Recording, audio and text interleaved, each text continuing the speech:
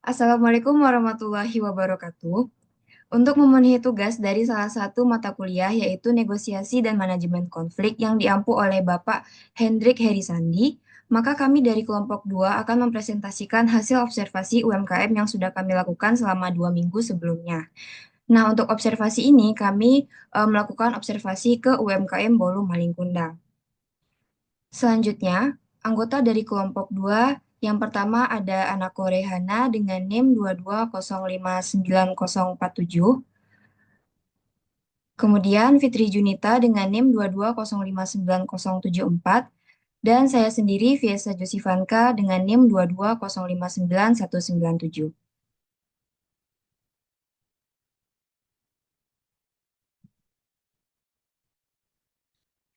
Baik, untuk pembahasan pertama yaitu kita akan membahas pendahuluan, di mana latar belakang kami melakukan observasi ini adalah seluruh aktivitas bisnis yang dijalankan oleh sebuah perusahaan tidak jauh dari proses negosiasi. Secara sederhana, negosiasi diartikan sebagai proses antara dua pihak atau lebih dalam mencapai sebuah perjanjian yang dapat memenuhi kepuasan seluruh pihak yang berkepentingan. Dalam praktiknya, proses negosiasi selalu melibatkan dua pihak, yaitu pihak pertama sebagai negosiator dan pihak kedua sebagai advisory atau lawan dalam negosiasi. Negosiasi merupakan kemampuan dan hal penting yang harus dimiliki oleh seorang pebisnis dalam menjalankan aktivitas bisnisnya. Karena dengan bernegosiasi, perusahaan dapat mencapai kesepakatan yang memudahkannya dalam mencapai tujuan perusahaan. Konflik dan masalah dapat terjadi kapanpun dan dimanapun serta dapat melibatkan pihak manapun, karena dalam kehidupan berbisnis sehari-hari selalu terjadi pertentangan yang diakibatkan oleh perbedaan tujuan termasuk konflik antara perusahaan dengan konsumen, supplier, dan dengan mitra bisnis. Untuk itu, dibutuhkan negosiasi yang handal dalam mencapai sebuah kesepakatan agar terhindar dari berbagai konflik, baik itu konflik internal maupun konflik eksternal. Hal inilah yang diterapkan oleh UMKM Bolu Malingkundang dalam menjalankan aktivitas bisnisnya. Berdasarkan hasil wawancara dengan ownernya yaitu Bapak Jasman, terdapat beberapa strategi yang diterapkan dalam bernegosiasi baik dengan konsumen dan supplier yang akan dijelaskan lebih lanjut pada hasil dan pembahasan. Di samping itu, beliau juga menjelaskan bahwa setiap orang memiliki tipe dan penerimaan yang berbeda-beda. Maka dari itu akan selalu ada perbedaan pendapat dalam mencapai sebuah kesepakatan. Faktanya, konflik tidak dapat dihindari dan dengan negosiasi, maka konflik tersebut dapat dihindari.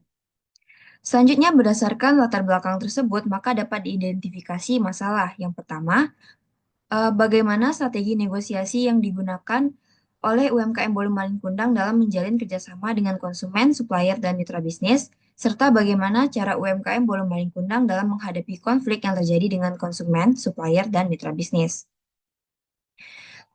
Selanjutnya yaitu tujuan dan manfaat observasi ini adalah mengetahui konsep dari negosiasi dan manajemen konflik.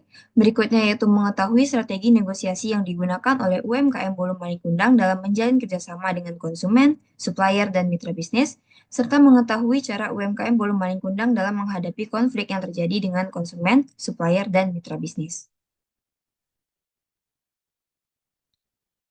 Baik, untuk pembahasan selanjutnya akan dijelaskan oleh rekan saya, yaitu Anako Rehana. Kepada Anako dipersilakan. Baik, terima kasih moderator. Saya akan menjelaskan profil UMKM.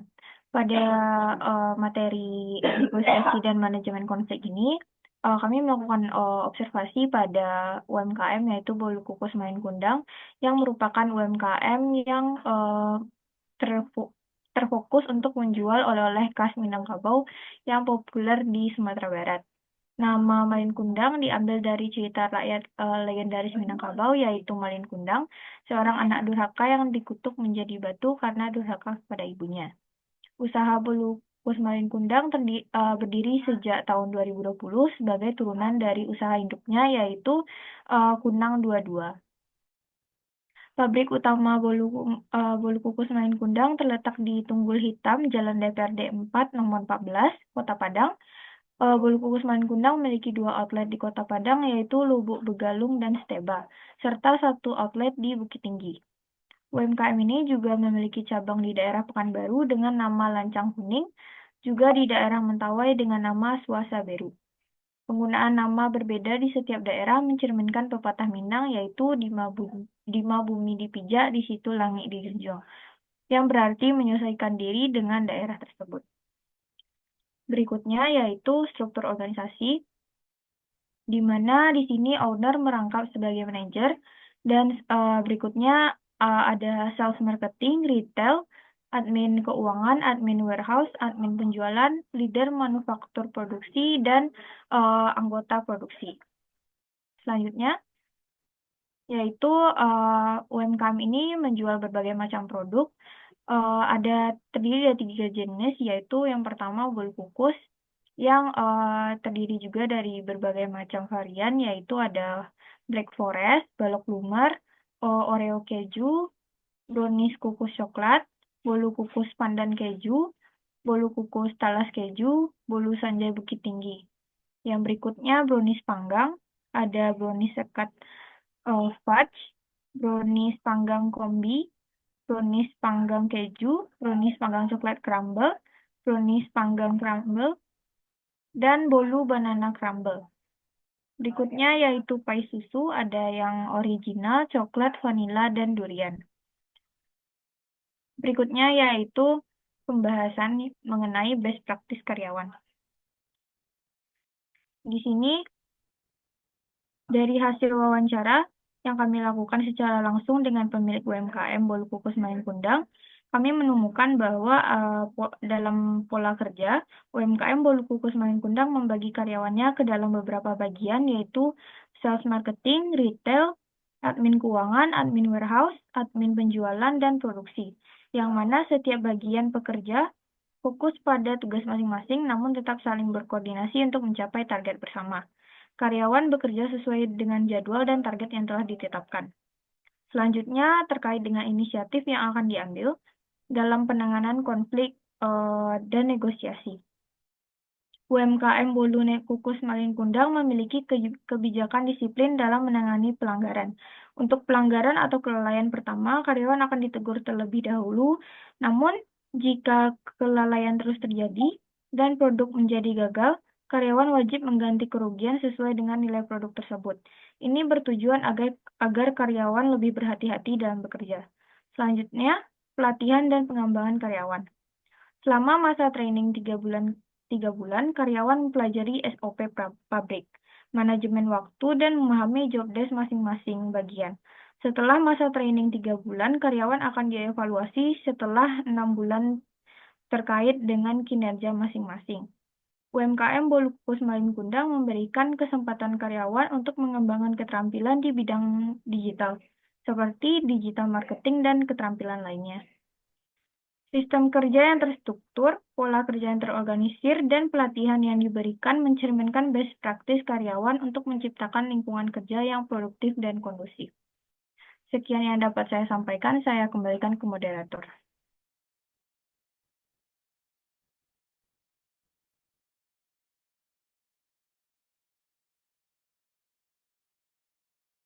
Baik, terima kasih kepada Anako. Untuk selanjutnya yaitu pembahasan tentang observasi kami akan dijelaskan oleh rekan saya yaitu Fitri Juninta. Kepada Fitri dipersilakan.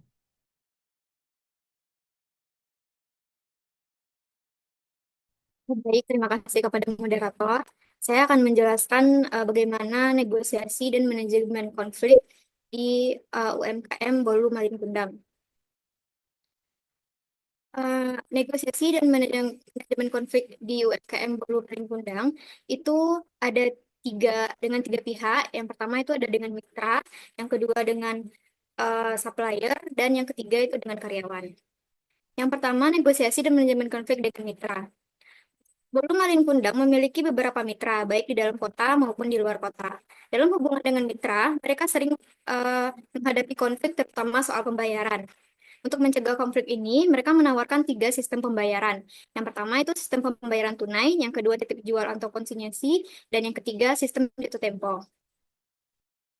Selain sistem pembayaran, masalah lain juga terkait dengan harga. Jika mitra membeli jumlah dalam jumlah besar, mereka bersedia dia memberikan diskon. Namun, untuk mitra tertentu yang berpotensi memberikan penjualan besar, mereka lebih fleksibel dalam memberikan harga terbaik agar kerjasama tetap terjaga.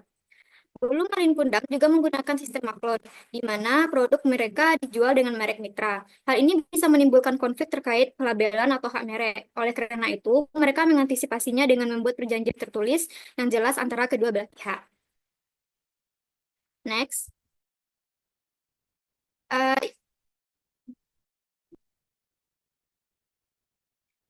Yang kedua itu negosiasi dan manajemen konflik dengan supplier. Dalam hubungan dengan supplier, UMKM ini menggunakan sistem pembayaran tempo untuk menjaga kelancaran produksi. Mereka bekerja sama dengan supplier besar yang mampu menyediakan bahan baku berkualitas dan sesuai kebutuhan, seperti gula dari Jawa yang lebih murah.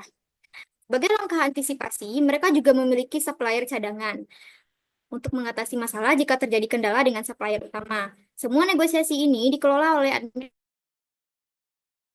purchasing yang bertanggung jawab memastikan kesepakatan sesuai dengan kebutuhan produksi.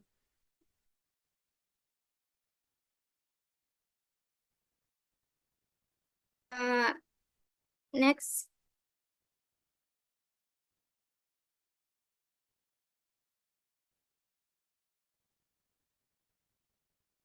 Yang terakhir itu negosiasi dan manajemen konflik dengan karyawan.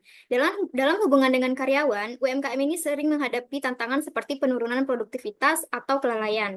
Untuk mengatasi hal tersebut, mereka mengutamakan pendekatan kekeluargaan melalui komunikasi terbuka. Jika ada masalah, mereka akan berdiskusi langsung dan mencari solusi bersama. Namun, jika komunikasi terbuka tidak menyelesaikan masalah, mereka memberikan surat peringatan sebanyak 3 kali. Jika masalah tersebut terus berlanjut, langkah terakhir adalah pemutusan hubungan kerja. Pendekatan ini dilakukan untuk menjaga keharmonisan di tempat kerja dan meningkatkan produktivitas. Demikian penjelasan dari saya kembalikan kepada moderator. Baik, terima kasih kepada Fitri. Kita akan masuk kepada bagian kesimpulan dari hasil observasi UMKM Bolu Malingkundang. Berdasarkan observasi yang telah kami lakukan, kami mendapatkan kesimpulan bahwasanya UMKM Bolu Malingkundang ini melakukan negosiasi dan pengelolaan konfliknya hanya melalui komunikasi terbuka dan langkah-langkah yang sederhana saja. UMKM ini mengedepankan keharmonisan dan kekeluargaan guna meminimalisir terjadinya konflik di antara pihak internal maupun pihak eksternal. Implikasi teoritis dari temuan kami adalah negosiasi dan manajemen konflik tradisional dengan pendekatan sederhana mungkin akan lebih efektif untuk diterapkan dalam lingkungan kerja yang kecil. Namun, untuk lingkungan kerja yang lebih kompleks, pendekatan ini mungkin tidak akan efektif. Kami menemukan bahwasanya budaya organisasi juga turut memberikan pengaruh terhadap cara perusahaan dalam mengelola konfliknya. Seperti UMKM ini yang memiliki budaya kekeluargaan yang kuat akan menciptakan lingkungan yang kondusif dan lebih mengutamakan penyelesaian masalah melalui komunikasi terbuka dan secara informal. Selain itu, terlihat bahwa penerapan terhadap teori tidak harus kaku, karena fleksibilitas penerapannya disesuaikan kembali dengan keadaan masing-masing perusahaan atau organisasi. Implikasi praktis dari pendekatan negosiasi dan manajemen konflik yang dilakukan oleh UMKM Bolu Malingkundang adalah pendekatan sederhana akan menghemat biaya penyelesaian konflik karena konflik tidak perlu dilakukan melalui mediator atau pihak ketiga lainnya. Dengan menciptakan lingkungan kekeluargaan dan kondusif, perusahaan dapat meningkatkan produktivitas karena karyawan dapat fokus bekerja tanpa memiliki konflik internal. Komunikasi terbuka juga memperkuat hubungan dengan karyawan sehingga loyalitas pekerja pun akan meningkat. Baik, sekian presentasi dari hasil observasi UMKM kelompok 2. Apabila ada kesalahan mohon dimaafkan. Terima kasih. Assalamualaikum warahmatullahi wabarakatuh.